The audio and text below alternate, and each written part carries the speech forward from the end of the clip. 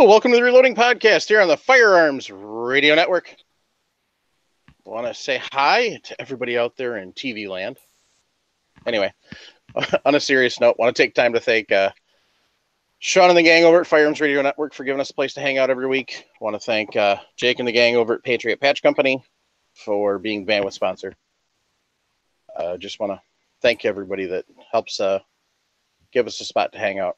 So we have a guest with us tonight, and we'll introduce him in a minute as we're going around the room and asking what everybody's done in firearms and reloading. Phil, you're up first. Let me grab my unmute. It's just still getting ready for that Project Appleseed event at the end of April. I've been slaving away in the garage trying to get some 5.56 loaded up and working on trying to get about half a 50 cal ammo can put together on top of 15 loaded mags and like 18 stripper clips, because I don't like to have minimums. And I've been assured that there may or may not be an opportunity to do some shooting after hours. So I intend to bring enough to take that AR pistol I just built and run the hell out of it, see if I can make it break. Other than that, just, the usual brass prep, loading. Here in the near future, though, I'm going to be trying to do some load development with 77 grain Match Kings and that 18-inch rifle I have. So I'm sure when I get a little closer to that, I'll be begging and borrowing every bit of everybody's pet load I can find to try to see if I can find one that my 18-inch AR tends to like. Or I'll just trudge off in, blindly on my own and try to figure it out. But or OCW. I mean, I'll have to give that one. I've actually never done the OCW. You could do it scientifically, Science? What the hell is that, Mike? Be a hand loader, not a reloader. Now, time out. Now, I'm a product of Louisiana public education, so you got to go slow with me. Hey, from both in California, they rated worse than you, so no excuse. Now, that was just an unsociable, mean-spirited dig at Travis. Or not Travis, Jason. Could be all of the above. You never know. Yeah. How's your memory, Phil? Better than your magazine capacity.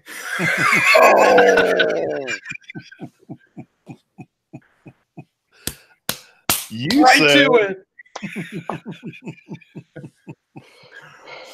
But no, that's about all I've going on. I got 177 grain Match Kings. I got some 69 grain Match Kings sitting in the garage, and I'll be playing and doing load development with them eventually. But right now, it's just every other iron in the fire. So I'll get there when I get there. Lots of fun. So, Jason, how about you? I went pistol shooting last weekend with my wife and mother-in-law. I saw that. And while I was there, Dusty was there doing some more load testing. And he sent me some data he wanted me to share with the listeners. So how do I do a screen share here, Mike? Where's that option at? It's over on the left, like where you can change from the chat. It's that little green TV screen with the arrow. Gotcha.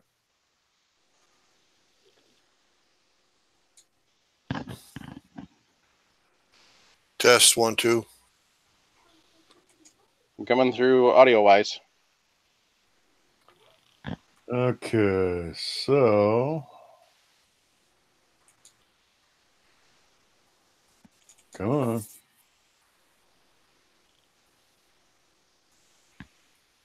Okay. So here he's 20 thousandths off the lens. His MOA is 0.84. His extreme spread is 33. And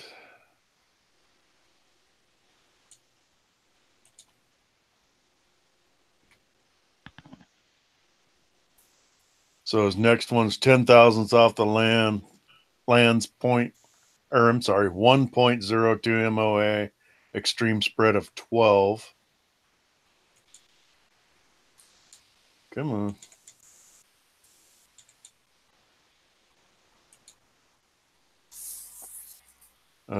Did I already do that one, Mike? I think so. I think so. I can't figure out how to scroll through these pictures. Use your arrow keys, Jason. It might help. Unless you're doing your phone. Here we go. There you go. There you go. So 0.64 MOA, 15 thousandths off the land's extreme spread 23. And 1 MOA, extreme spread 17. 3/4 MOA, extreme spread 12. 30 thousandths off the lands. And that's here, the best one yet. That's the best one yet. Yep. For the listeners, for the podcast listeners, you can't see this. He's got 3 holes touching and 2 holes touching.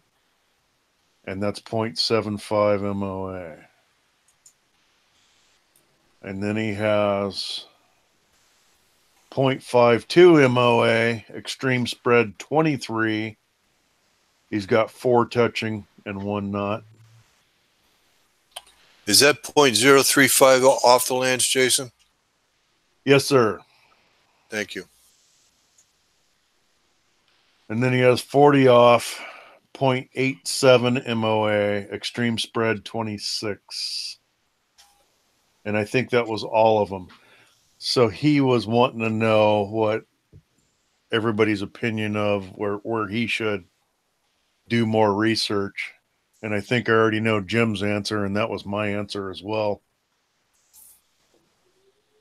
Any other guys have an opinion on any of that information? Hey, Jason, do you know this one that's 40 thousandths off the lands, that one shot all by itself? Do you know if that was his first shot do you know?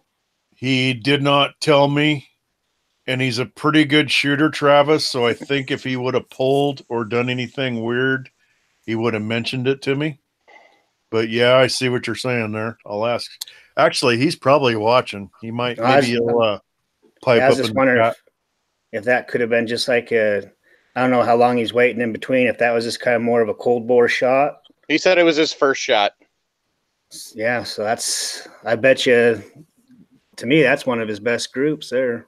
But his extreme spread's higher, though. Yeah, and his ultimate goal will be to shoot extreme long range. Well, then he could work on load development that way, Jason, because that 0.35, that 4-shot cluster Travis talked about, I mean, you can cover that with a dime. At 100 yards, you could cover that easy with a dime. Mm-hmm. Was this all at 100, Jason? Yes. Okay.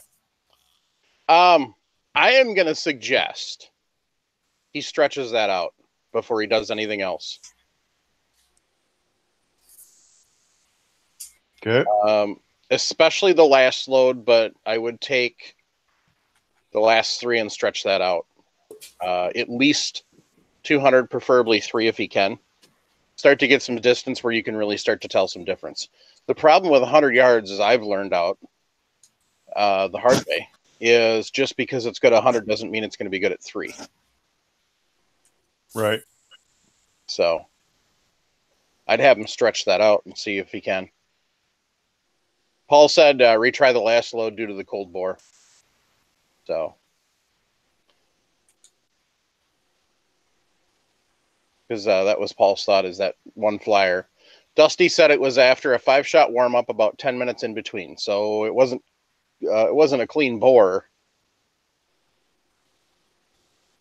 but I don't know. There, in all those groups, you've got at least one goofball. And I don't know if it's shooter. I mean, there's not enough to really tell if it's the shooter or it's the load. So that's why you want to stretch that out, in my opinion, is to find out if those flyers are from him or if it's the load. So Well, he's from North Carolina, so I'm pretty sure it's the shooter most of the time. Little hillbilly. Jeez. We're going to start slobbing around your way, Jason. Us Yeah, Tar Heel folks, we know how to shoot. Just some of us are too damn lazy to get out and do it. Yep. Me. Jim, Yeah, you haven't been in I West Carolina agree. for 5 years. It doesn't count. Anyway. Dusty, Paul Nelson's asking what was the velocity of the flyer. If you have that data, I'm pretty sure you do if you can dig it up.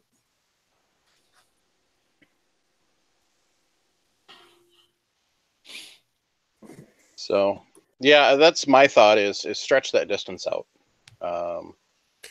100 is great if that's all you're shooting, but if you plan on going farther, you really need to start stretching them out before you really get even an inkling. Well, the other thing you could do too is see if you can duplicate the results 4 or 5 times. True. Jason, I assume Dusty was using the same exact ammo each round for all 5 groups.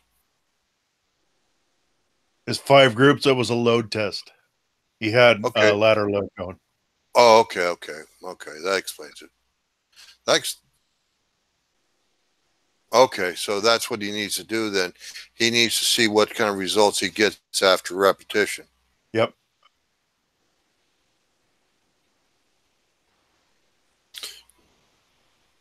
All right.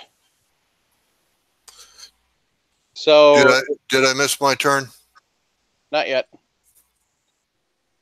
So We just figured you didn't do anything. he said he's going to pull the card from the chrono and get back to us on that. So in the meantime, Travis, what you been up to? So I don't know if you remember or not. A couple of weeks ago, I was talking about that bullet sizing machine I was building. Yes. Was having my electrician build me a PLC for it. Mm-hmm. Well, unfortunately, he got a new job, so that's been put on the back. The PLC has been put on the back burner.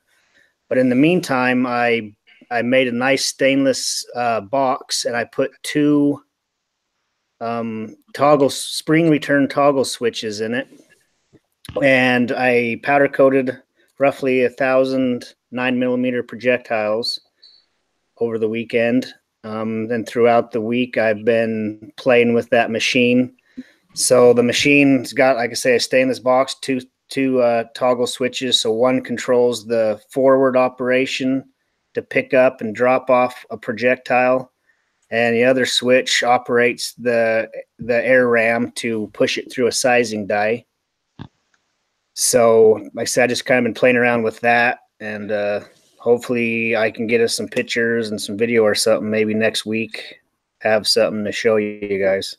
I'm actually kind of liking the remote control setup versus the PLC right now, because that gives me the ability to run through everything, figure out what I can just say this: if the machine's not running flawless, a PLC will just jam everything up and mess some things up. So first off, I need to get that thing just running like a top, and then look into automating it. All right. Jim, what you been up to?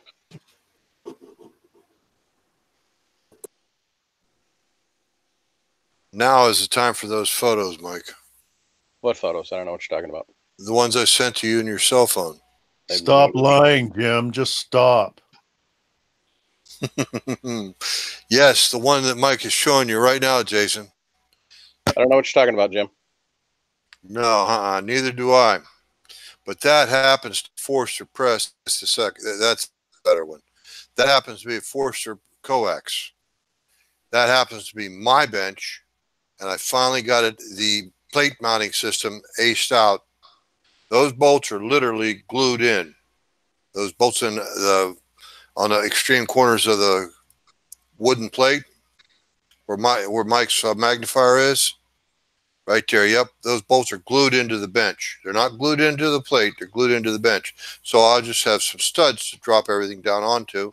When I put another piece of 8-inch, 8-inch by 1.5 lumber on there, and I'll mount a new press. I just thought of several different other accessories I could mount right on there. Like, for example, a case trimmer or my bullet swaging press.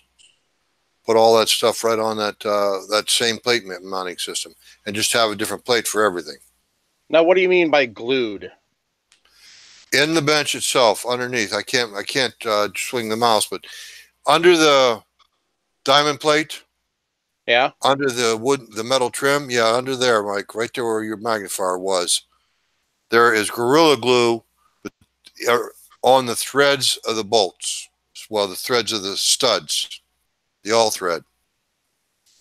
There was Gorilla Glue in 1.5 inches of lumber underneath of that diamond plate. Okay. I put it down in the hole, and then I put my my studs down through there. And then while the glue was still soft, I fastened everything down exactly the way I want it. And right now it's glued down to the bench. Everything's glued to the bench. Well, it's not glued, it's bolted down. And the Gorilla Glue should hold the studs in place where they can't move when I remove that press and wooden plate. Okay. I got a reloading press mounted, guys. I posted it in the Reloading Podcast group. But anyway, I posted also in a comment in my weekly thread. Thank you. Thank you. How many rounds have you reloaded? 0. I put it up to Steve.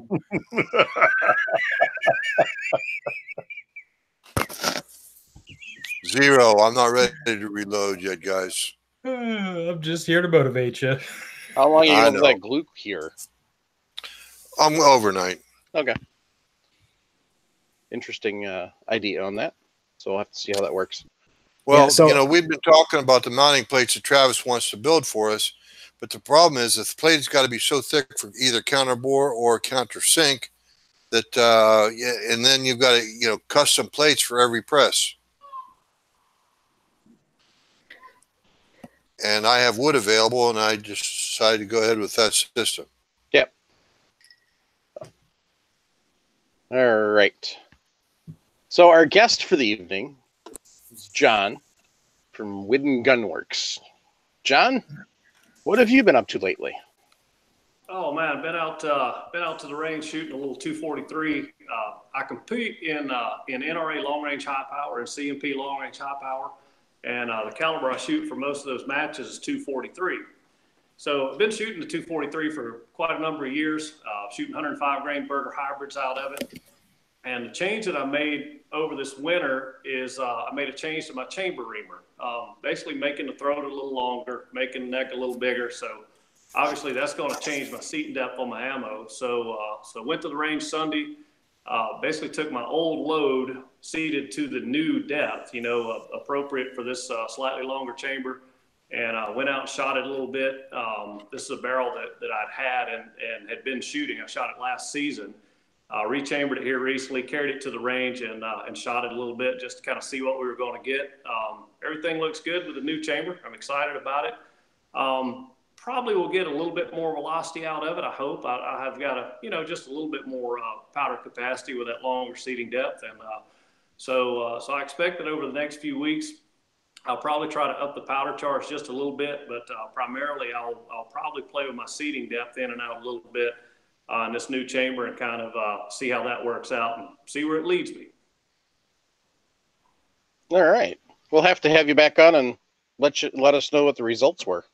Sounds like a plan. It's interesting to me, of course, because there are a lot of similarities. Obviously, we're rechambering the same barrel. You get some before and after that a lot of times we don't get. So I'm looking forward to seeing how it all works out and where we start and where we end up. Yeah, definitely. Yeah, because that's definitely not a chance you'd get often, is to actually continue to use the same rifling and everything, just changing the chamber depth. So that's right. All right. So we'll come back to you in just a couple of minutes, John. Okay. I'm going to say what I did. So over the weekend, I went out and visit my brother, and on the way back, I stopped off at a gun shop in Mount Horeb. I've known the guy through groups on Facebook, and hadn't made it out to his shop. It's essential shooting supplies, and not only is he a gunsmith and a firearms dealer, but he's also a reloader with severe passion, and he reloads ammo out there, and he's also a bit of a collector. Some of the firearms this guy has is just amazing. He's got some interesting stuff he brought back from Afghanistan with him when he served. It's kind of interesting to see how they crafted some of these. They're old muzzleloader pistols. Wouldn't necessarily ever want to try and fire one, but they're cool looking. So they've got some jeweling and stuff in them and that type of thing. But he's got a actual original Greener 10 gauge side by side, black powder. So I was drooling over that. And then some of the custom work that he's done, he makes some custom 1911s that are pretty amazing. Incredible trigger jobs. He's got a para that he reworked the trigger on. It's somewhere in the neighborhood of 8 ounces on the pull. So, yeah. But yeah, it was fun. And I found a new toy. So while I was out there, as I was getting some stuff from him just to, be nice and get some stuff, I found a nice little new toy. So this is a nice little switchblade that I found. It's kind of cool. And then I went to Fleet Farm on Sunday. I was going to pick up that 22 rifle that I've been talking about getting, but they didn't have it in stock. So I went home empty-handed. However, I went back to Fleet Farm yesterday and did come home with something. I came home with a Sig Sauer P65. And this thing is amazing. I haven't gotten a chance to shoot it yet. But if you're going to have a gun, you should probably have ammo for it. So I just threw some ammo in the mag just to see how it loads. They're 10-round factory mags. You can get 12-round aftermarket. 12-round factory mags for it too. But everybody I've talked to who has one of these, not the original release, but the fixed ones, either they sent their original in to get it fixed or they bought the newer gens. Just absolutely amazing. The trigger pull on this thing is amazing. I don't know what the weight on it is, but there's some creep to beginning, but it's not bad. So I'm sure, I could clean that up if I really wanted to. Plus, it hasn't been out that long, so there's not a lot of aftermarket accessories. The nice thing is it fits in the same holster that my Ruger LC9 did. And instead of 6+1 or 7+1, this is 10+1. So that's an added bonus. So that was kind of what I did.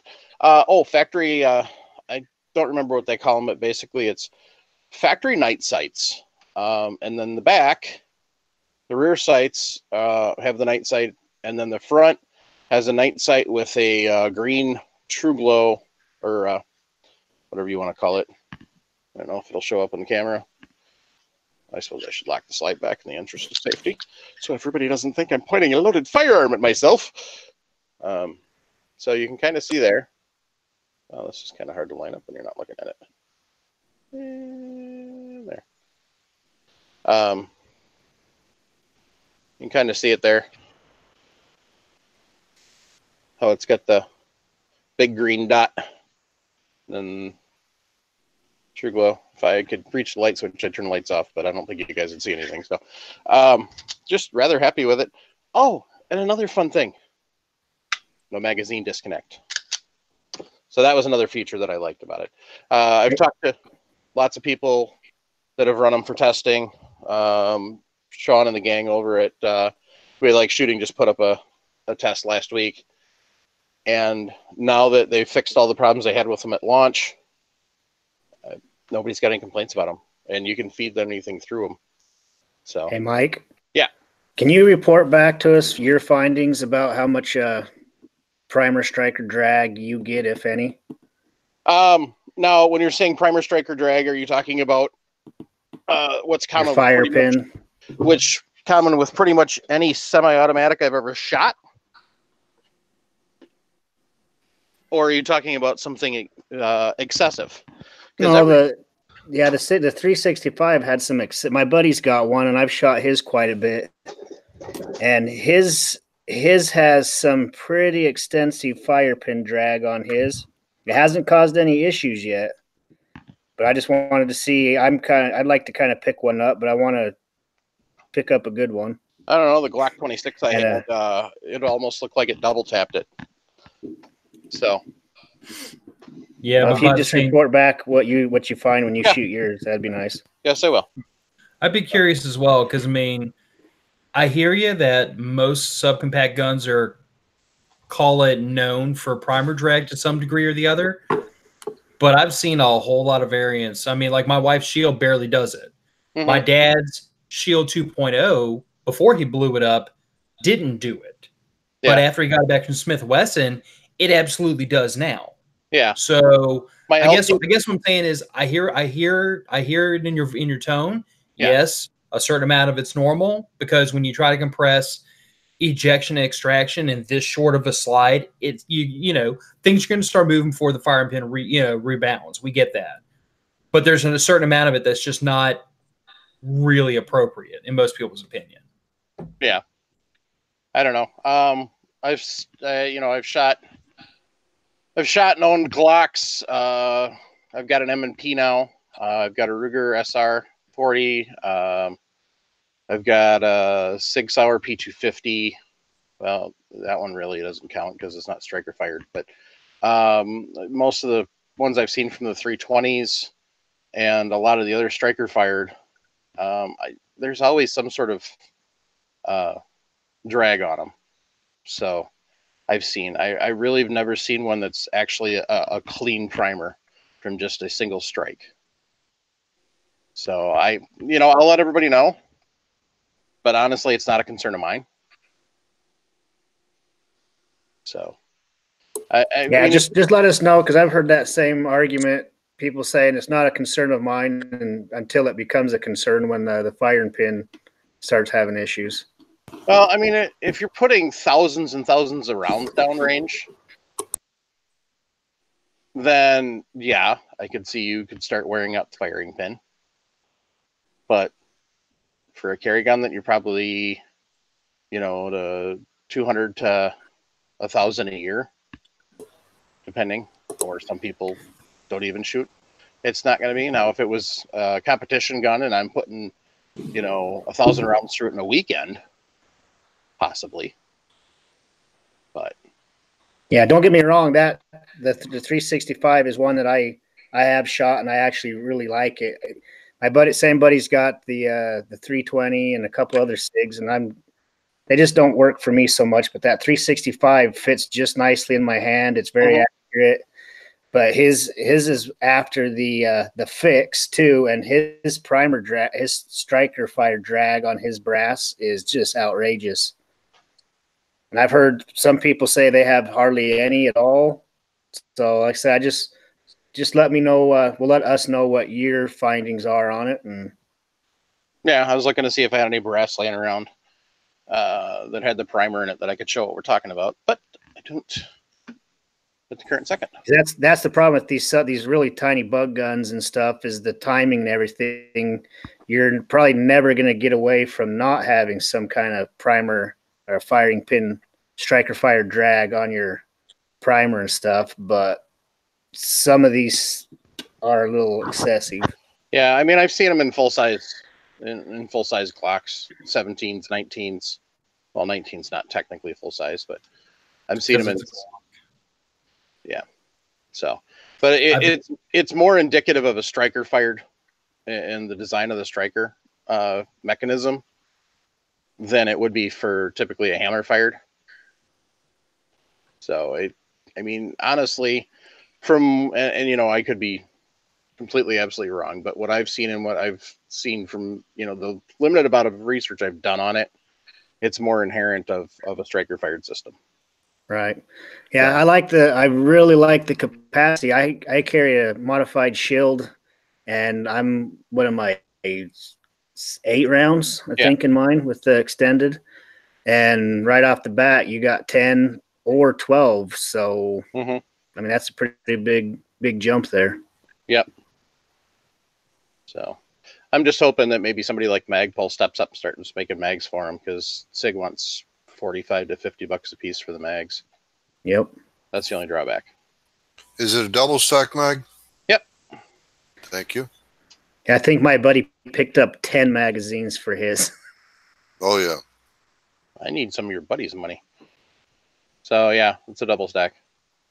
Little 10 rounder. So. All right. So, as I said earlier, we've got John from Wood and Gun Works here this evening. John, why don't we start off by you telling us a little bit about how you got into reloading and shooting? Yeah.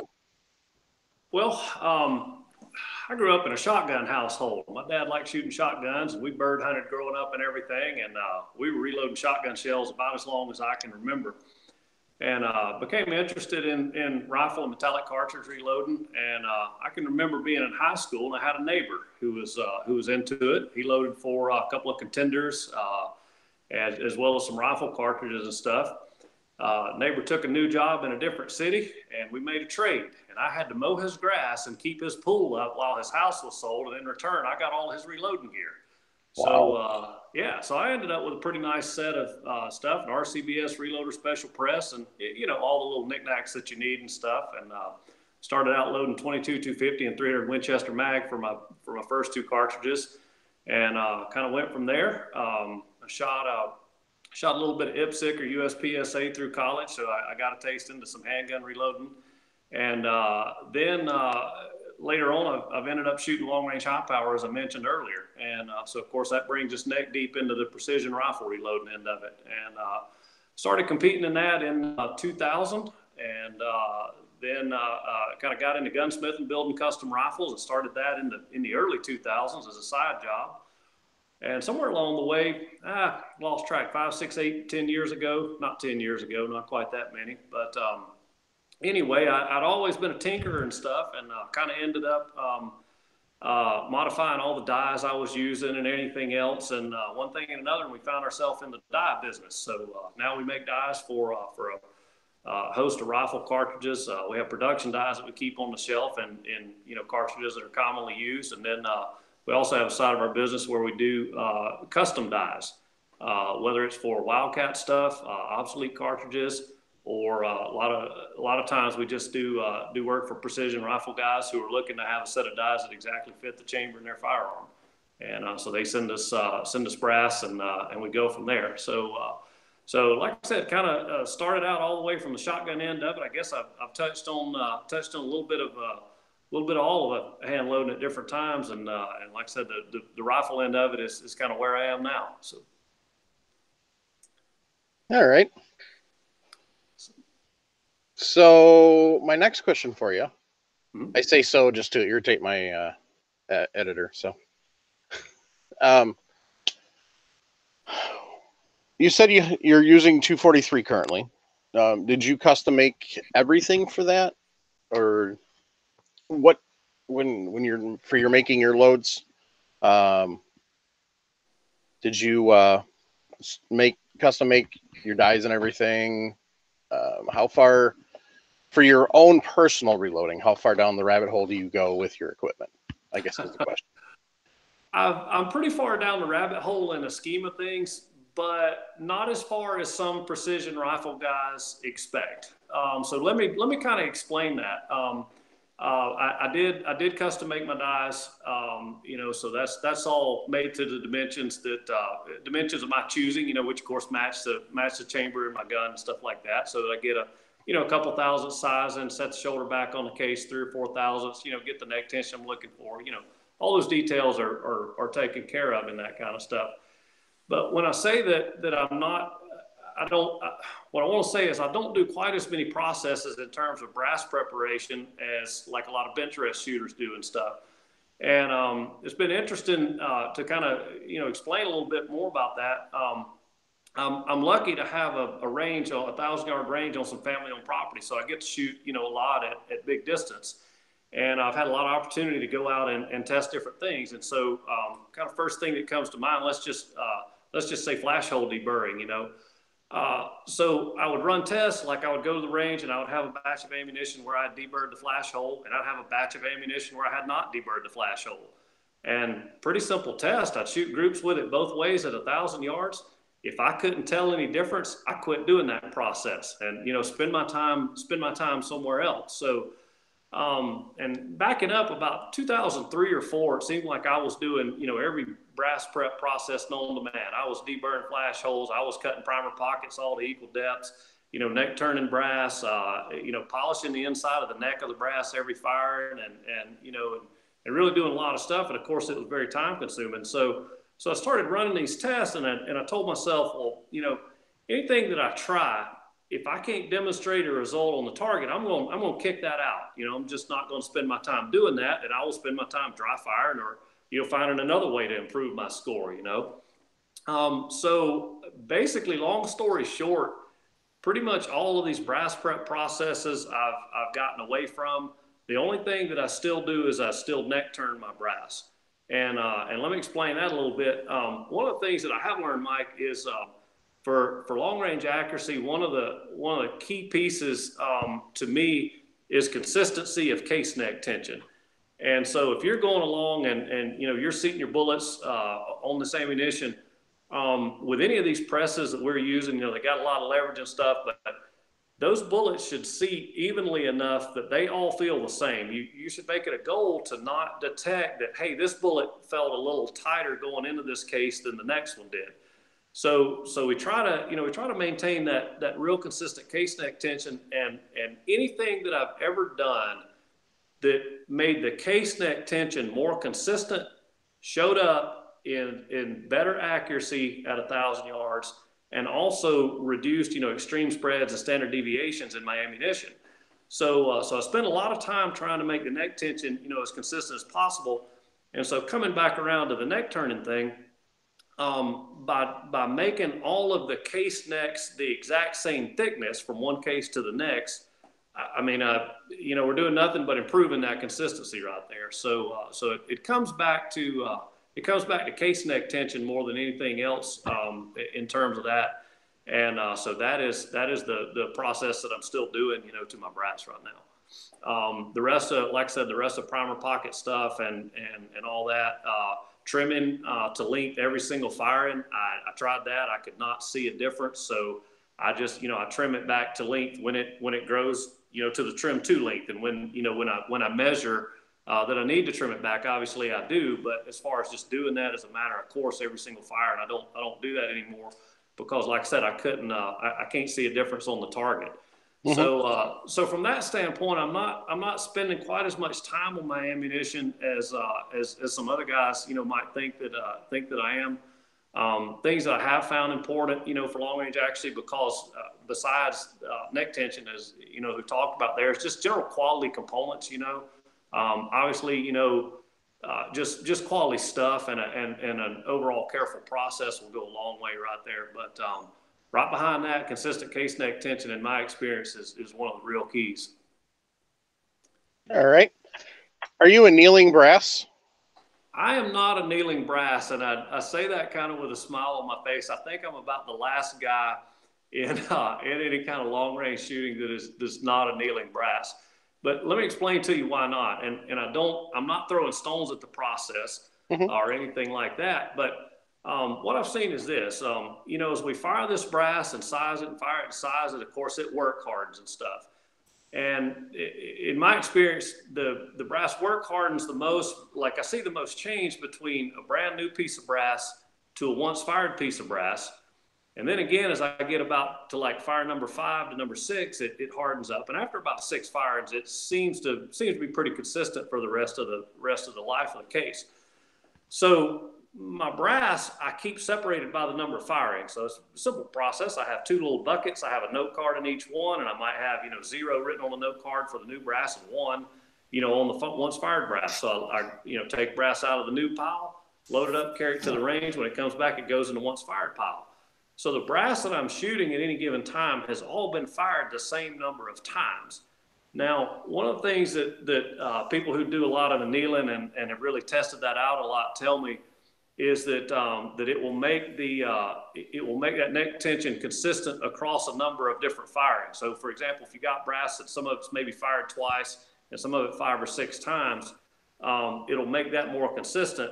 But by keeping the brass separated by the number of firings in the first place, basically I've kind of really reduced or done away with the need to anneal the brass. Okay. So how many, on average, how many firings are you getting before you have to send that brass off to the scrap bin? Well, competitors, we've got all the reason in the world to try to run that stuff pretty hot. So we run some pretty high pressures on stuff, but typically I'd shoot a piece of brass 6 or 8 firings or something like that. And again, that's a pretty pressured up load.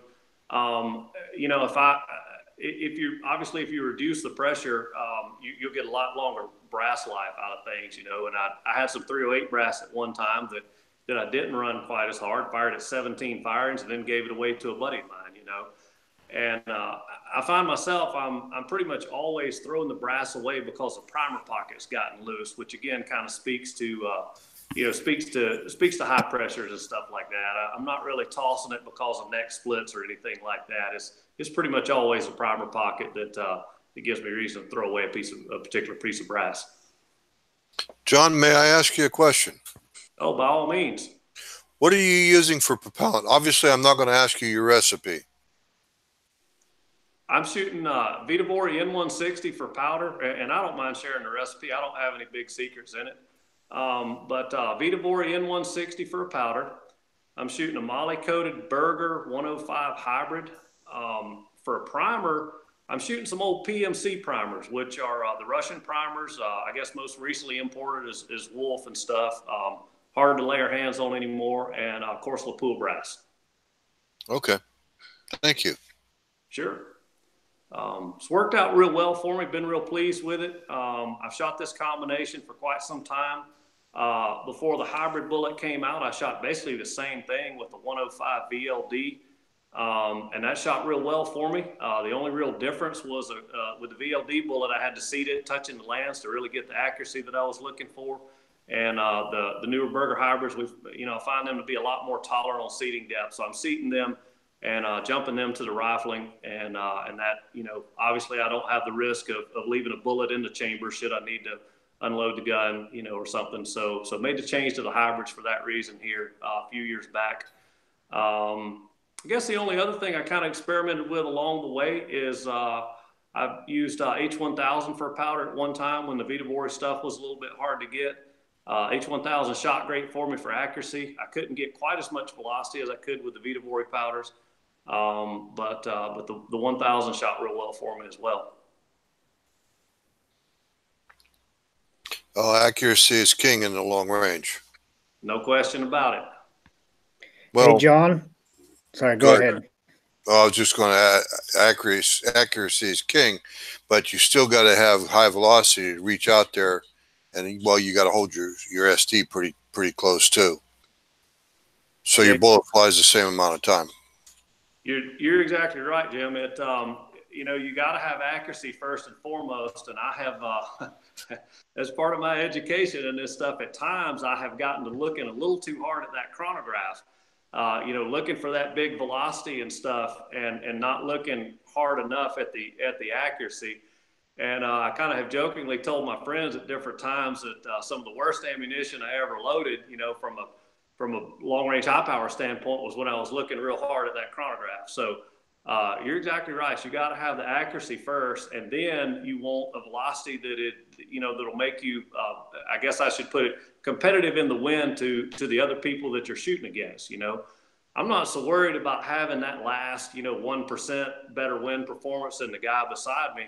or something like that. But, you know, I certainly don't want to be 10% behind somebody else that I'm having to compete with either. You know, we got to be in the same neck of the woods with this sort of stuff for sure. But you're right. Accuracy is king.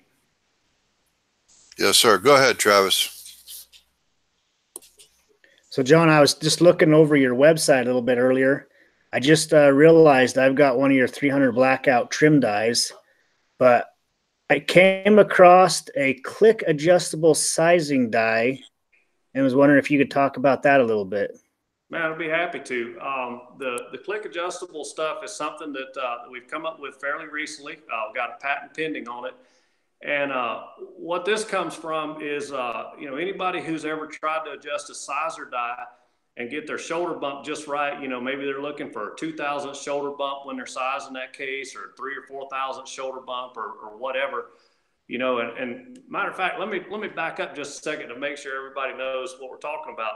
Back in the old days, you'd pull the instructions out on the, you know, on your dies, and they'd say thread them into your press down until it's contacting a shell holder, and away you go for adjustment. But, you know, as guys have gotten more knowledgeable about reloading, well, really pretty much any bottleneck cartridge. I guess we generally think about this for rifle cartridges, but it's really beneficial to be measuring your shoulder bump. Now, the way we do this is you'll have a device that typically attaches to your calipers, and it's going to give you a dimension from the base of your case up to your shoulder. And the die is basically threaded into and out of the press a little bit at a time until you get a shoulder bump that you want. A lot of guys shooting bolt action guns look for maybe 1 or 2 thousandths of sizing. A lot of guys shooting like ARs are usually looking for 4 or 5 thousandths sizing, where the gun runs a little easier.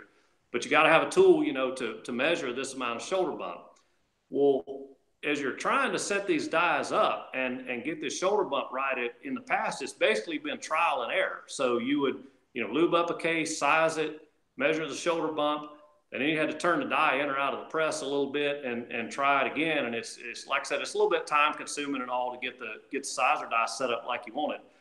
So what our click adjustable sizer die does is, as you turn the lock ring on the die, that thing clicks very much like your scope clicks when you turn the adjustment on that. So what this does to make things easier is, when you have got it in the press the first time and you size this case, and let's say for example, you size it and you measure it and you bump the shoulder back 9 thousandths. So you're somewhat more than you want. Well, all you do with this is, let's say you bump the shoulder back 9 thousandths and you're looking for 2 thousandths. You click that thing 7 clicks out of that press, and then you're set to go. That next one's going to be right on target. So the setup is much, much easier and faster on this. The other thing that is helpful is, you know, we've talked about annealing brass and stuff and how brass ages. Well, brass takes the sizing differently as it ages. And if you've ever loaded, you know, brand new brass versus brass that's been fired 6, 7, 8 times, if you want your shoulder bump right, then that's a different adjustment for aged brass versus brand new brass. So let's say you're working your way through this batch of brass, and, you know, it's got some age on it, and you measure it, you're not getting the shoulder bump you want. Well, then with our click adjustable die, you know, if you need another 1,000th or 2, you just take it, click the lock ring on the thing, and make that adjustment. So it makes that real easy. The other thing that we've got that's kind of hand in hand with our click adjustable sizer, we now have what we call our universal click adjustable lock ring. And this lock ring is a standalone lock ring. And what I mean by that is it can be put on anybody's die, any other brand die. And what it does is it allows you to have these click adjustable features on any die that you may already have. Because, hey, we get it. If guys own, you know, much as we'd like for them to have a set of our dies, they may have, you know, a cartridge we don't make, or they may have a pistol caliber or something like that, but they want to take advantage of this click adjustment feature. So our universal click adjustable lock ring goes on your die. It could be used on sizer dies or cedar dies. So let's just say you've got a regular cedar, maybe it's not a micrometer style, you know, and you're hunting seating depth, or you adjust it frequently, you know, as you're, like our first guy, like we were talking about early on, you know, gentleman's trying to test his seating depth, and he's at 40 thousandths and 35 thousandths and 30 thousandths, you know. With a click adjustable lock ring on there, if he wanted to make a 5 thousandths adjustment in his seating depth, he just clicks the die 5 thousandths, And there he is. So he's got his new seating depth set up. You know, even if he doesn't have, say, for example, a micrometer seater or something, this makes the adjustment just that easy as well. We're really proud of these things. It's something we've been working hard on. Been very well received here. We've had them available for probably just a little under a year right now. But the feedback we're getting on them has been very, very good. Yeah, I like the sound of that. I'm going to have you send me some. Man, we can make it happen. How do you mind telling us how much those the universal ones are? I'm going to have to make a guess, and you can laugh at me for this. In our shop, I stay neck deep kind of in the manufacturing side, so I can tell you all kind of numbers. I wrote the code that the machine runs to make the thing. I can tell you how long it takes to run it, what the material is. I can tell you what drill bits go in the machine to make it, but I can't tell you the price for sure. I know exactly what you're talking about. I was asking because Mike just told us the amount. I didn't see it on the website. Okay, it should be on there somewhere. Mike says they're $47.99. $47.99. I'll tell you the truth. I've been replacing a bunch of my dies over to some Hornady ones, just because I've been wanting. I'm frugal, but I can get those adjustable stems, and I think this is actually the better way to go. Well, I appreciate that. You know yourself how easy it is to adjust something when you can measure the adjustment. You know, otherwise it's kind of a shot in the dark or blind guess. You know, to get where you want to be on a seating depth without some way to go about it. So definitely makes things easier and more precise and much faster. That universal click adjustable lock ring is, I'll also mention, it's an all stainless steel piece. It is something that's built for a lifetime. You're not going to wear this unit out. Now, do they have an audible click or a tactile feel to them when you start clicking it? Yes, both. You can both hear it and feel it. Yeah, that's the one thing I don't like about especially these Hornady ones. The micrometer, it's kind of a little bit of a guessing game, I feel like. So I'm definitely going to order some of these from you. We'll get it happening. I'll be looking forward to your feedback on it when you get a chance to use it. So tell me, I see you make some Dillon tool heads, but the ones I'm more interested in are the floating Dillon tool heads. Explain those. Sure, yeah, be glad to. This is something, and kind of to circle back to the conversation when you were asking a little bit about my own loading process and stuff. Many years back, I put my long-range high-power loading process on the Dillon 650 that I had. And now when I did that, I was kind of taking a little bit different mindset of things than a guy who's loading pistol ammo. Like, for example, I'm not using a Dillon powder measure. I'm weighing powder charges because I find that to be a necessary part of good long-range accuracy.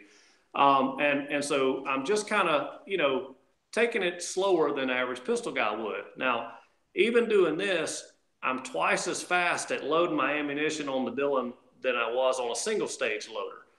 So what I came up with is I wanted, one of the things I admired about the Forster coax press was the ability for the dies to move a little bit, and center themselves up in the press. And so, you get good concentricity and everything.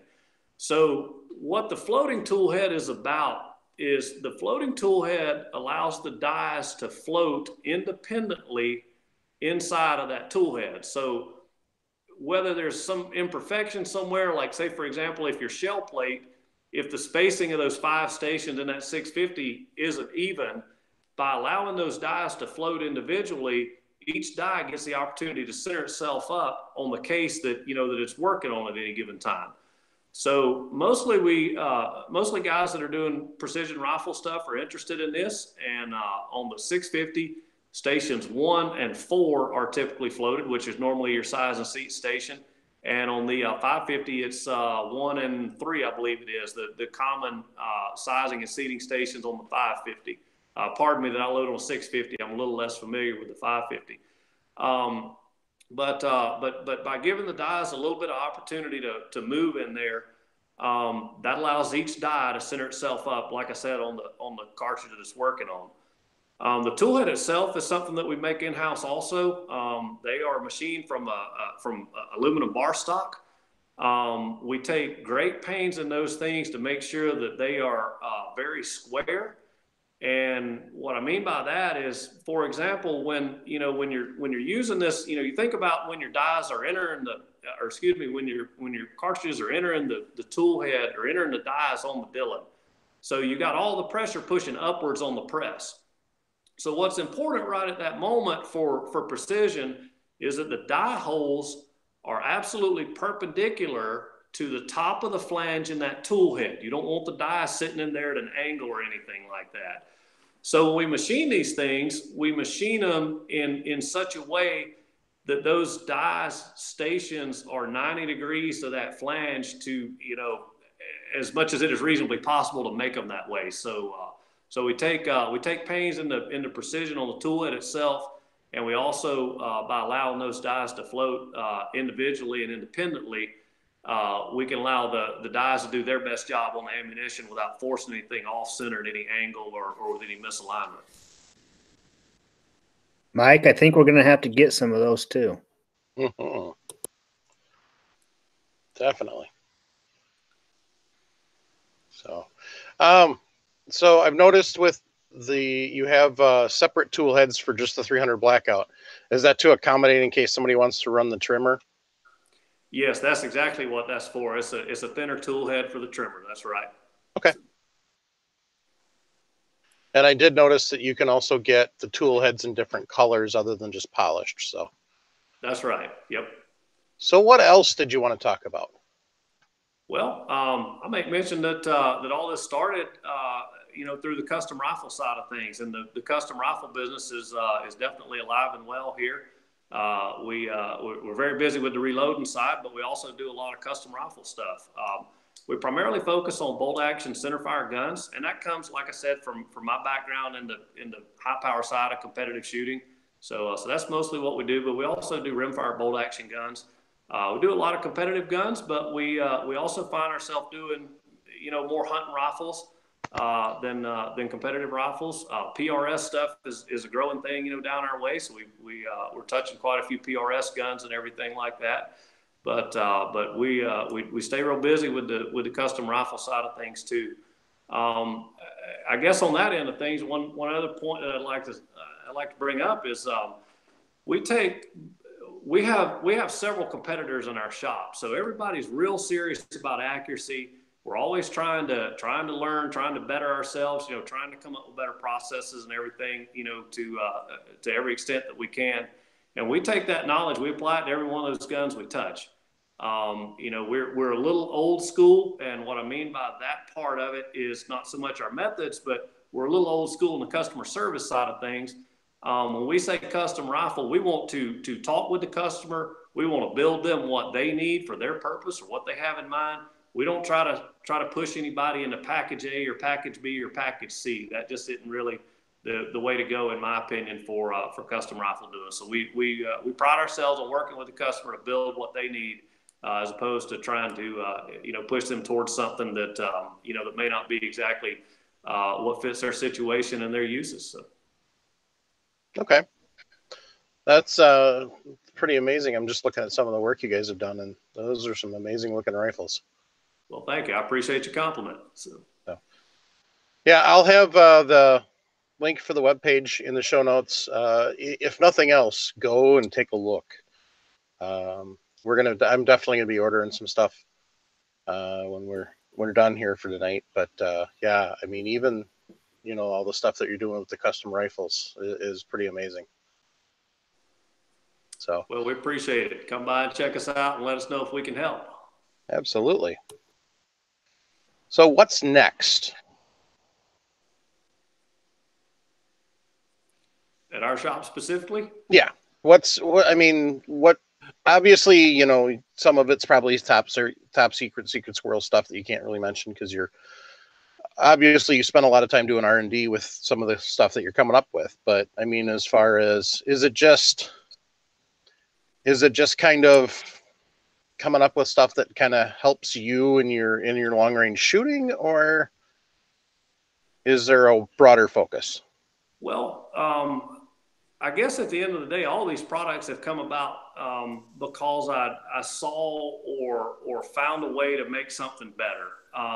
We don't copycat things around here. We're not gonna make it unless we feel like there's something that we can do better than other stuff that's out there with it. So we don't, like I said, we don't just make something because everybody else is making it or because we could sell it. And I think you kind of see that in our product line. We're not real broad. We're not making a bunch of AR parts and everything. Not that I'm throwing stones at anybody for anything like that, but again, we try to make sure that if we're going to come out with a product that there's something about it that's an improvement over other stuff that's out there. So that's kind of the driving thing, is when we see something that we feel like we can make better, we really go in that direction.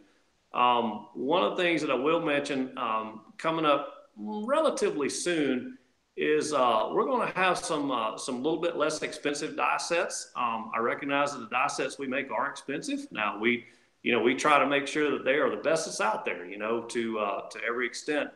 And likewise, we know that a few guys just, everybody's on a limited budget. Hey, we understand that. So we're going to try to make something that's a little bit easier to bite off, and hopefully over the coming months, we'll have that just exactly where we want it, so that we're giving somebody, a high level of performance. We're not looking to shortchange anything about it.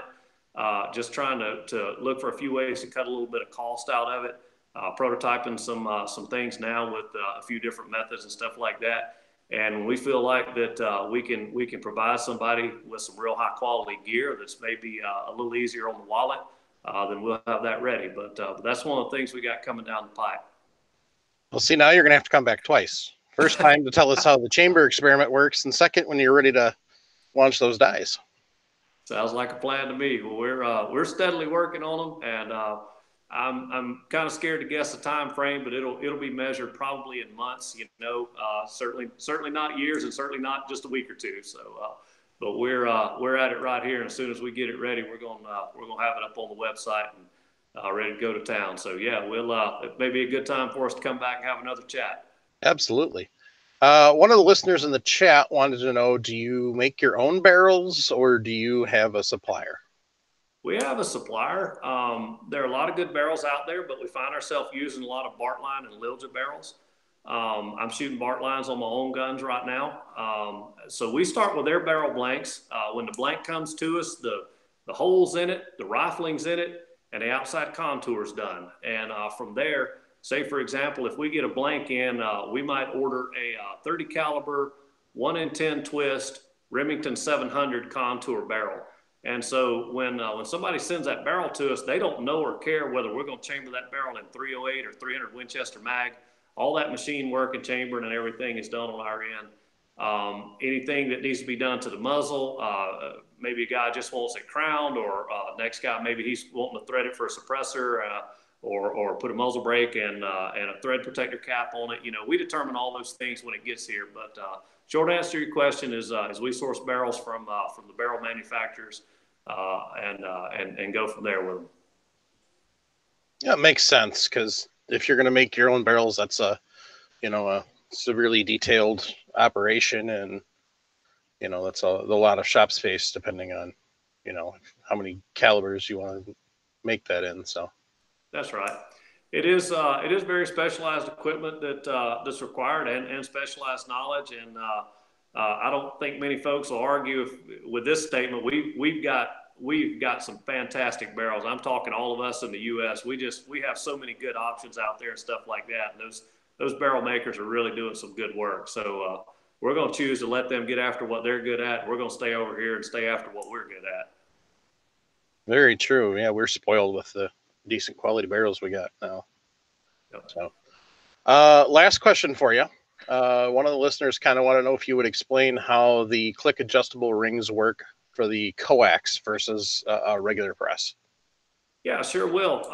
One of the challenges that we had was making all these parts small enough so that they'd work in the coax press.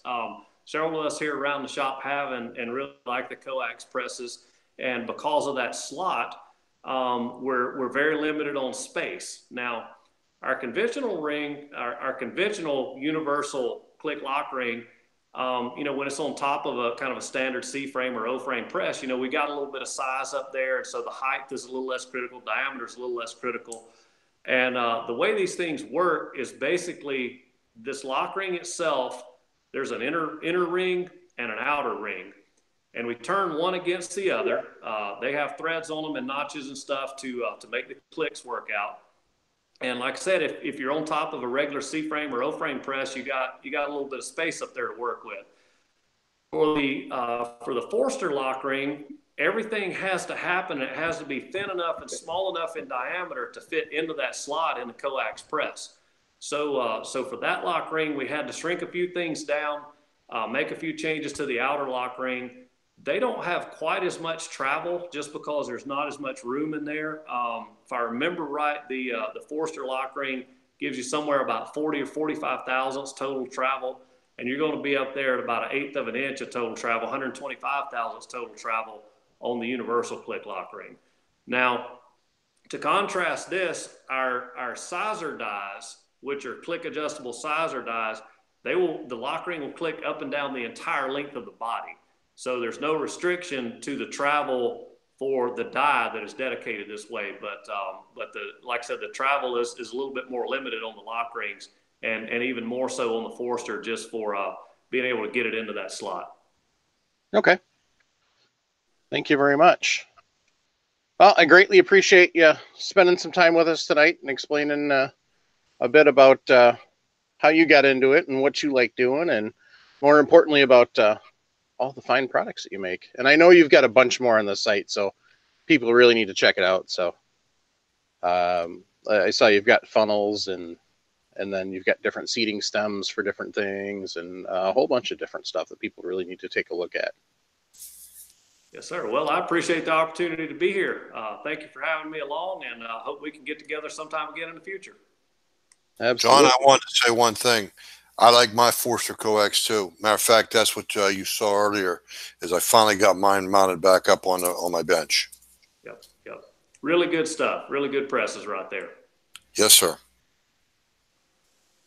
All right, John. Well, we'll let you get back to your night, and thank you very much. All right. Thank you again for having me. I appreciate it. Y'all have You're a good very night. welcome.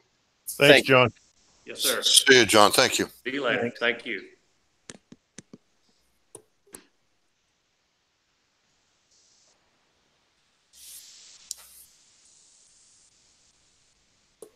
Yeah, they really do have some pretty cool stuff on their website. Uh-huh. Really, really high quality looking stuff. Oh, yeah. I was looking at some of their rifles, too. Yeah. So I need to learn more about reloading before I grab some of that stuff. Like just reading over that product catalog and reading some of the thought that goes into it, it's just like, I don't really know shit anymore. Sorry for my language. You haven't even begun to enter the rabbit hole, Phil. Oh no. no. I thought I'd stuck my head into it, and I realized I don't even know where it is yet. Oh. So he's got a bullet pointing die system, so you can repoint your bullet if you don't like the way it is. A hydraulic forming die set for reforming brass hydraulically. Yeah. So lots of amazing stuff. And like you said, custom dies. So, there's a couple of companies out there that make custom dies, but if you want to make custom dies, I would recommend probably going with somebody like him versus, a couple of the other companies that are out there. So, because you know what you're going to get. Well, you're also dealing with a small businessman, very competitive, very hungry, very aggressive, and he's willing to listen to his customers as opposed to the big box companies, shall we say. Right. And more importantly, he's putting his trigger behind his work. That's right. His reputation. Absolutely. He's using the stuff that he's designed in his long range shooting. Mm-hmm. So I think the most interesting thing that I thought, though, is how much of the brass prep he scaled back in shooting 1,000-yard. Doesn't even bother with the primer pocket deburring. No, it doesn't clean up the flash holes. He doesn't even trim them every time. That was kind of the thing that, you know, really, really impressed me. Well, but it's all backed up with experimentation. I mean, he flat out, when somebody sits there and makes a statement like, I don't do A because it doesn't make a difference, and you've actually like back-to-back tested that theory with the same brass, the same load, the same rifle, on the same day, on the same target, that's an impressively obsessive-compulsive way to prove a point. Right. I mean, you could almost make the case of that was like one data point, but that's a hell of a convincing data point, you know? I mean, and it's not like he's shooting at 100 where, you know, you're not going to see the results. He's shooting at 1,000 yards where little things make huge differences. And so if he's saying at 1,000 yards, this didn't make a difference, that's a pretty convincing statement. So 1,000 yards, 1 MOA equals 10.47 inches. Or the width of your head. Exactly.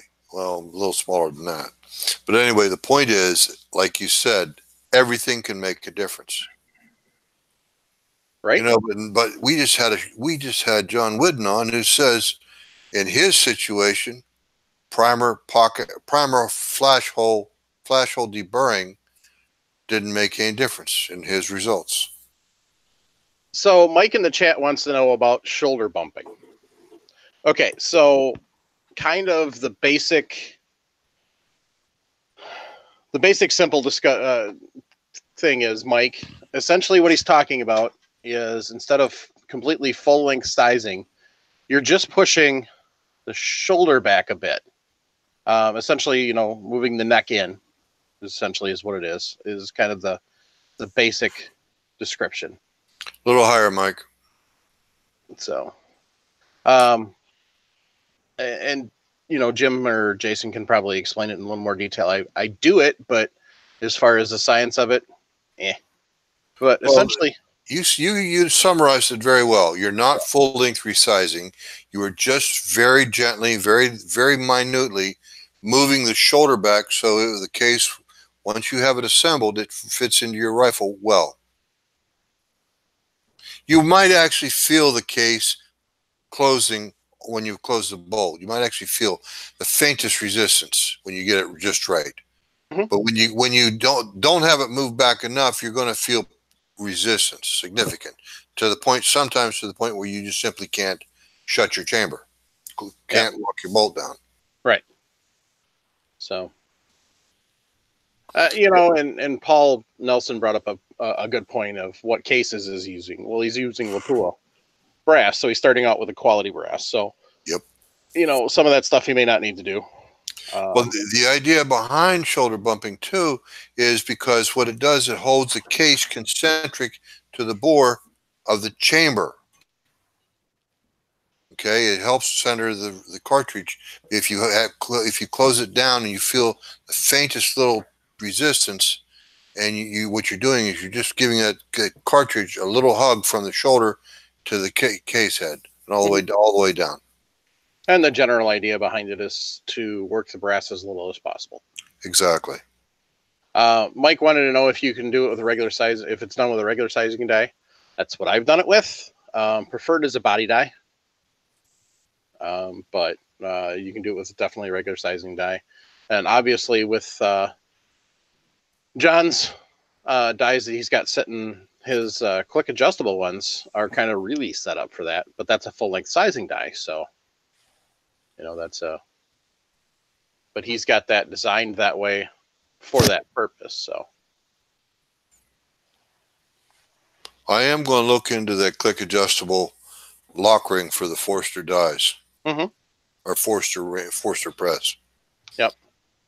And he does have in his click adjustable sizing dies, he has full length dies, and then he also has the bushing sizers in full length. So So he does has them with a bushing setup, like a neck bushing, or without a neck bushing. So, and the reason for the neck bushing is you can set the neck tension the way you want. right. So we learned that from Robin Sharpless. Yep. Paul Nelson says no need to prep brass with Lapua. Probably true. So I don't know. I've never had a piece of Lapua brass, so I couldn't tell you if you need to. So, but yeah. But I mean, if that's the thing, if you know, and I didn't ask him on when he was testing with the flash holes if he was using Lapua brass at that time. He may have been, he may not. He's using Lapua brass now, and that definitely does limit the amount of brass prep you have to do, because Lapua does put an effort into making their brass consistent. So, but yeah, the click adjustable die rings seem to be a big hit. So we'll have to let you know how they work.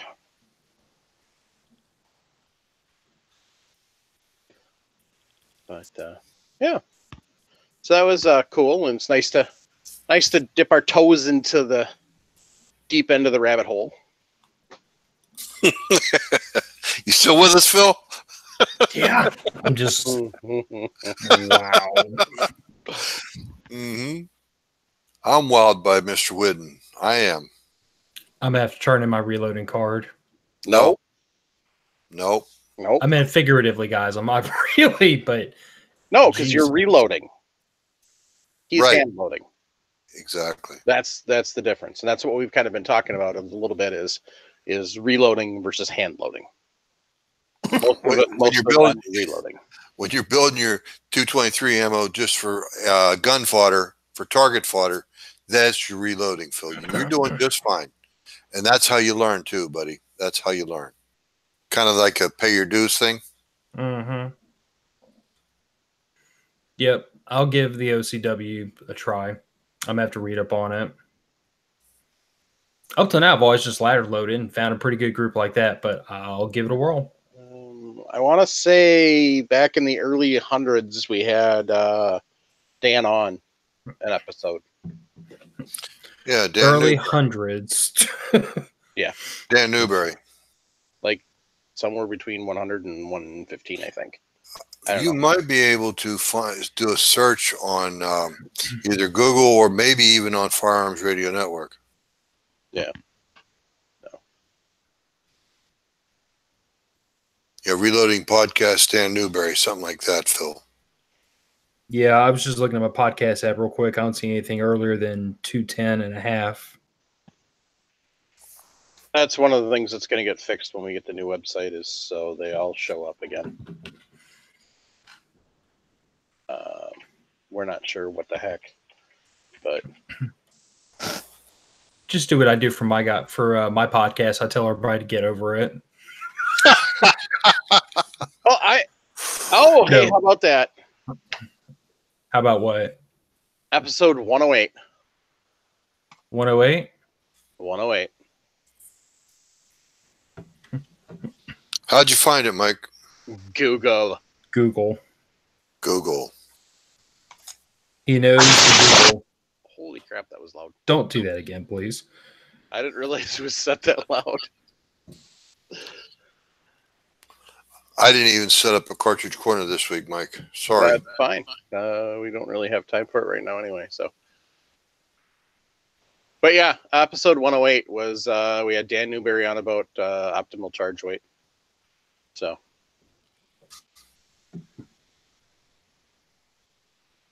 And just, yeah. And Phil, I'll save you a little time and put the website in the internal chat.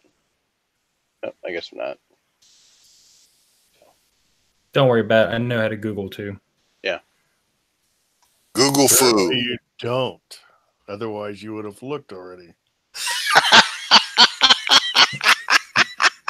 Damn! Too busy playing with your big mag? Oh, is that a touch of envy I hear, Jason? I got a 75 round AK drum in the closet if I really want to rub it in. Why would anybody shoot an AK? Because it makes some people cry. Tommy Bastard. Yeah, well, it's sandwiched right between two ARs, so it kind of balances them out. That's right.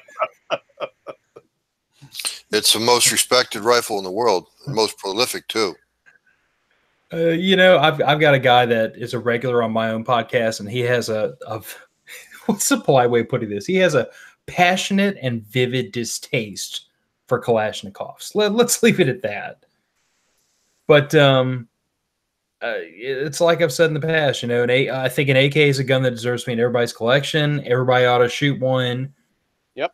You have to respect the fact that it was a gun designed in the 1940s, and when you hold that next to an M1 Garand, and when you hold that next to any other gun from that vintage, it stops looking quite as dated. Right. Well, the other thing is, they built AKs with softwood stock. All the modern American rifles, or even bolt actions, whatever, back in, they were always using American hardwood, American walnut, most famous gun stock material in the world for pretty guns. The AK was not built to be pretty. It was built to work no matter what. I have with my own two eyes seen an AK picked up, emptied, thrown in the dirt, kicked around, thrown in the dirt, rolled over, pick the damn thing up, shake it out, blow down the barrel, put a magazine in it, and the damn thing emptied the magazine. So, short, funny story. I have a proclivity for woodworking, and I tend to make like benchtop magazine loaders. Like I made one for my AK and I made one for my AR because it's just a lot. It's a lot more comfortable when you're loading like 15 mags at once to have something to kind of line those rounds up and shove them in the magazine rather than you have to wear your thumbs out on them. Well, when I made the one for the AK, because of this weird taper and everything that's involved, I did a lot of routing with my router. And apparently, I went out to the range the next day with the magazine I had used to test fit the bench loader that I had loaded and put in the range bag, brought to the range with me, and that magazine went into the rifle, and my friend I was shooting with stopped me while I was shooting and said, dude, there's something up with your gun. And I, clear the weapon, safe, and I'm like, what's going on? He said, dude, there's like something coming out of the ejection port every time you shoot. It looks like smoke, but it's really thick. Like, did you oil the gun or something? And I was like, no. So he shot it. And there was this white powder puffing out of the ejection port every time I shot it. So I finally took the magazine out, emptied the magazine, I emptied all the remaining rounds out of the magazine, and realized that there was sawdust in the magazine because I had not blown the magazine out after I got through routing with this magazine sitting on my bench, and it was half full of sawdust and the other half full of 7.62 by 39. Whoops. And all that sawdust went into the AK with the rounds, and it never choked. As I said, a very respectable rifle. Yeah, I don't like them. I dislike them to the same extent your regular listener does. I've never fired an AK. I don't like it for political reasons, but I'm also of the Vietnam War era. Okay. Yep. So that's where it comes from. I know it's irrational. I know it's silly. You got. I have an AR upstairs, but you know what? That's my choice. Which would I rather have in a firefight? Probably the AK. I'd pick one up, but I'd use it. Damn right I would. And see, that's the funny part is I own both. Given my choice, I'll take an AR every day. Yep. I own an AK because I got a chance to buy a Saiga for like $400. Why wouldn't I have? Exactly. Good reason. And the only thing is, you're probably buying your ammo rather than reloading it. Yeah, I've still got that coffee can full of that Lapua brass. It's like one more project I will get to eventually. Mm-hmm. Although all that powder and everything I got for free, I found some. I think it's 41.98 in there which is just the perfect burn rate for 7.62 by 39. So, and it takes large. The only problem is this is Bird and prime brass. Of course. Yeah, I figure. Well, I mean, it's already primed, so I figure I'll shoot it once, and after that, I'll probably look at 22 reloaders kit to drill out the primer pockets and convert it into boxer prime brass. And then I'll have to super glue the primers in because they won't stay otherwise. But you know.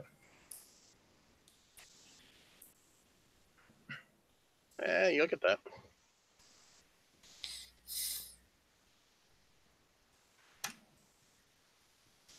So, yeah, I can definitely understand especially if you've been on the receiving end of an AK, why you wouldn't like them. I got an SKS. I like it. So Mike in the chat also likes his SKS. And if you do it right, you can actually use the aftermarket mags and rock them in and out like you would with an AK. You just don't have the pistol grip. So, but I've fired the 74 and the 47. I like the 74 a little better just because that 5.56 diameter is a little more accurate. But I think I'll stick to my ARs. Honestly. So, Mike, question for you guys. Yeah. Am I imagining things, or have I seen, or have they made stocks for the AK out of several layers of plywood? They've made stocks for AKs out of shovels. Yep. They've made AKs out of shovels. Yeah, pretty much. I think Jim's picturing though the VZ. What is it, guys? The VZ58. 58. Yep, That's not an AK. I know, but I think that's what Jim's picturing. But it's not an AK. But would not be unheard of to hear of a plywood stock made into an AK. Nope, not at all. Okay. Do a Google search for like Sub-Saharan Africa AK-47 and see some of the stuff you see. I mean, some of these AKs are so old and so broken. They make furniture out of all kinds of stuff. They hold them together with baling wire. I mean, they have like a string on the bolt carrier assembly so it doesn't slam all the way back because the recoil springs are just ruined on them. There is some very creative, low-tech gunsmithing going on in some of these African conflict states. There goes my statement. It's a very respectable rifle, built to do one thing: work. Yep. Maybe not work well, maybe not be extraordinarily accurate or very it's not a very... In a fight, 600 yards or 200 yards is a long way. And 6 inches at 200 yards is not unheard of. Nope. 6 inches at 200 yards is minute of man every day of the week.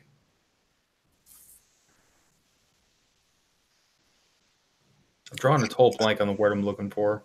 And I still don't like... Mike, I need to know... Oh, never mind. That's not for the show. So, anyway.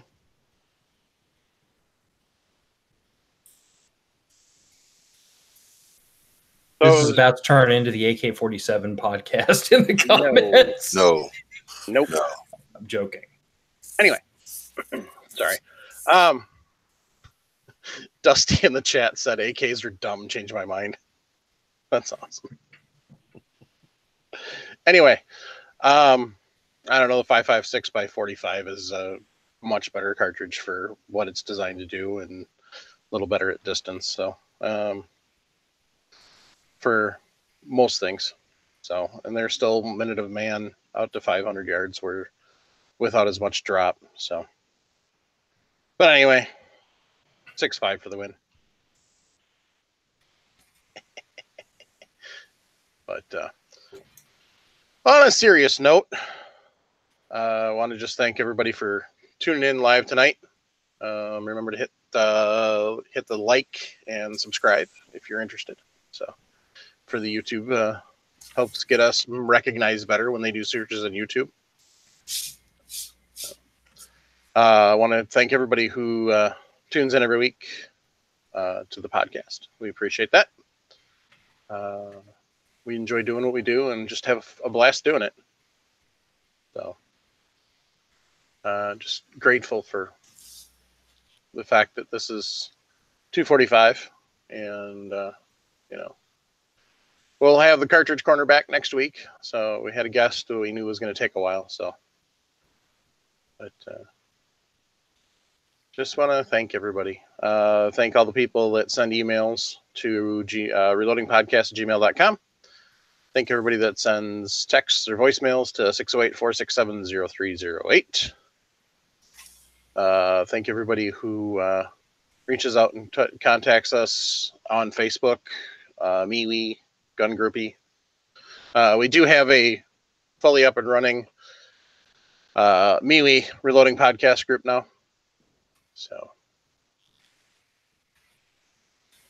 and so make sure you join.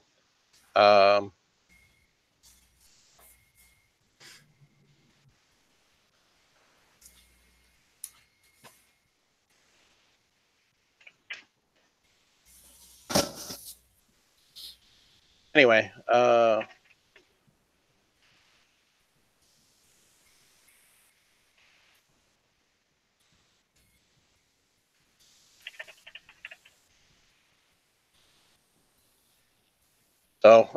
just want to thank everybody who continues to tune in. Jim Madaw will put that on the list. Jim Fleming, please add 25 3000 Savage to your future cartridge corner list. That would be the parent cartridge for the 22-250. There you go. So, thanks, Jim. Appreciate it, buddy. Yeah. So, yeah, I mean, if you got suggestions for the cartridge corner, let us know. We love doing that.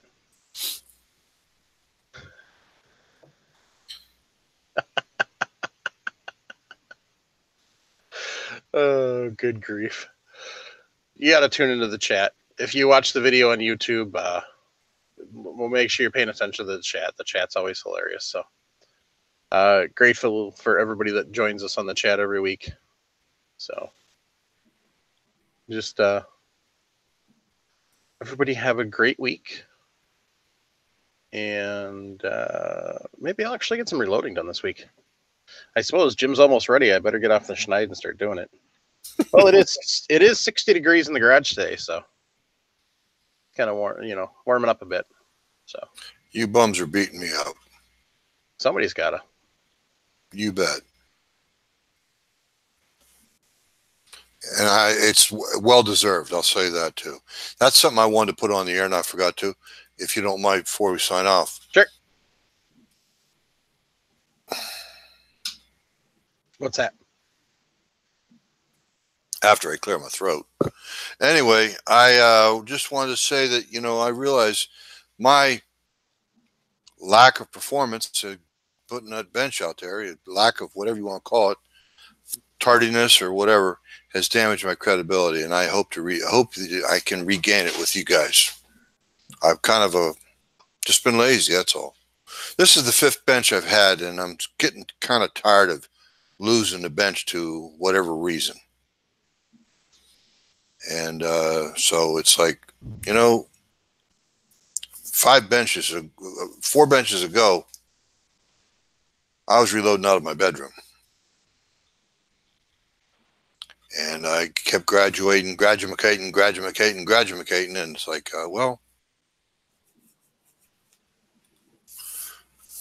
hopefully this will be my last one. That's why I wanted the plate mounting system with the pieces of lumber. Yep. So I could easily change presses and still work on a small bench. Yep.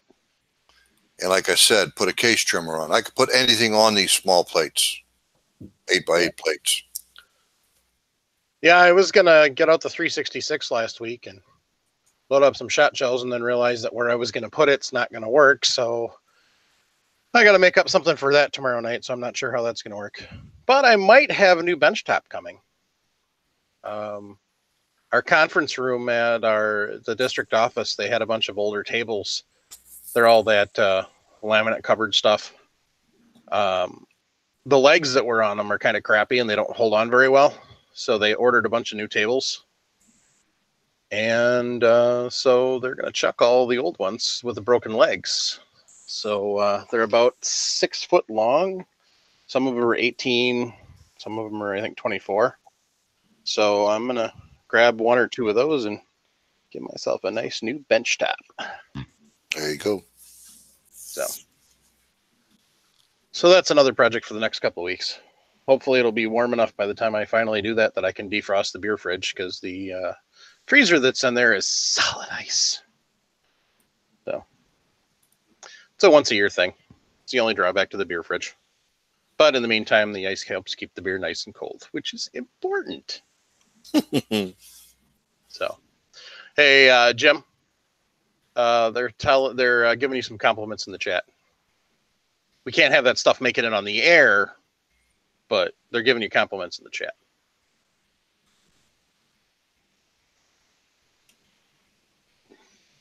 Thanks, Paul. So, and on that note, thanks, Greg. And Jared's got it. Thanks, guys, all of you. You too, Jim. I'm done, Mike. Go ahead. Sorry. Are you sure? Yeah. Are you really sure? Well, you got something in my eye. Damn dust. Mm-hmm. All right. At any rate, keep your brass shiny. Be an asset, not a liability. Get out and do some bullet casting. Buy it cheap and stack it deep. And you all touch my heart. Squeeze, don't yank that damn trigger. Bang! Squish it real slow.